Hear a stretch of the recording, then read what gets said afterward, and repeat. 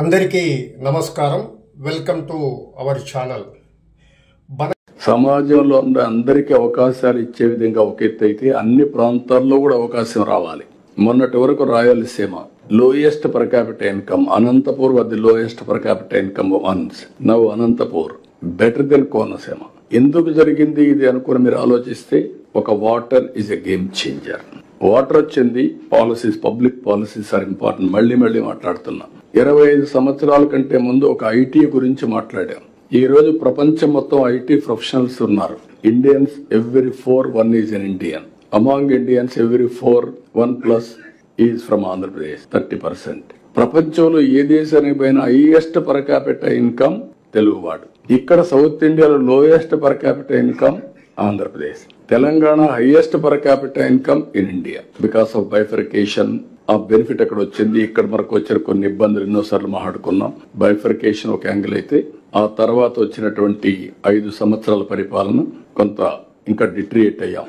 ఇప్పుడు దీంట్లో మీరు ఒకసారి చూసినప్పుడు, నేను ఎప్పుడు వచ్చినప్పటి నుంచి కూడా నేను ఎప్పుడు మాట్లాడేవాడిని. రాయలసీమలో ఫస్ట్ టైం డ్రిప్ ఇరిగేషన్ ప్రయోగించాం.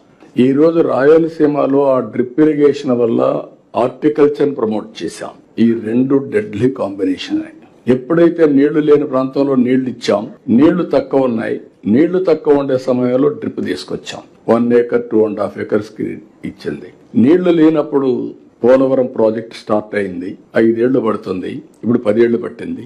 ఈ 5 సంవత్సరాలు ఏం చేయాలని ఆలోచించి ఒక్క సంవత్సరంలో పట్టిసీమ పూర్తి చేసి, పట్టిసీమ నీళ్లు కృష్ణాకు తీసుకొచ్చి, కృష్ణాలో వాడే నీళ్లని సేవ్ చేసి శ్రీశైలం నుంచి రాయలసీమకి ఇచ్చాం. That is only single day. మీకు ఏ విధంగా వస్తాయో ఇంపాక్ట్ అనేది మీరు గుర్తుపెట్టుకోవాలి. ఈ రోజు వర్షాలు పడ్డాయి. మొన్న 100 డేస్ లో అందరి నీవా పూర్తి చేసి 738 కిలోమీటర్లు తీసుకుపోయి కుప్పానికి నీళ్లు ఇచ్చాం. అక్కడ అన్ని చెరువులు నీళ్లు పెడుతున్నాం. ఈ రోజు ఎంత ఆనందం అంటే, ఈసారి వర్షాలు పడ్డాయి. 90% రిజర్వాయర్స్ లో నీళ్లు ఉన్నాయి. అది 95 కూడా పోతుంది. నేను వాటర్ సెక్యూరిటీ మాట్లాడా. గోదావరిలో ఇప్పటికి కూడా కొన్ని వేల టీఎంసీ నీళ్లు సముద్రం లేకపోయినాయి. అదే సమయంలో కృష్ణాలో కొన్ని వందల టీఎంసీ, అవి కూడా వేలై ఉంటాయి. ఇప్పుడు కడాని ఎప్పుడూ పారనటువంటి పెన్నా కూడా ఫ్లడ్ వచ్చింది. ఇప్పుడు ఈ రోజు మీరు చూస్తే సోమశిలకు నీళ్లు ఇచ్చిన తర్వాత పెన్నా ఫుల్ అయి, సోమశిల పూర్తయి పెన్నా ద్వారా సముద్రంలోకి నీళ్లు పోయే పరిస్థితి వచ్చాయంటే, పెన్నా రివైవ్ అయింది, కృష్ణా గోదావరి బ్రహ్మాండంగా వాడుతున్నాయంటే that is nothing but Varuna దేవుడు కరుణించాడు, మనం సద్వినియోగం చేసుకున్నాం. మీకు ఎందుకు ఈ విషయం చెప్పానంటే, అది కూడా వచ్చినప్పుడు డిస్కషన్ కోసం ఒక ఎగ్జాంపుల్, ఒక పబ్లిక్ పాలసీ ద్వారా వీ కెన్ ట్రాన్స్ఫార్మ్ టోటలీ.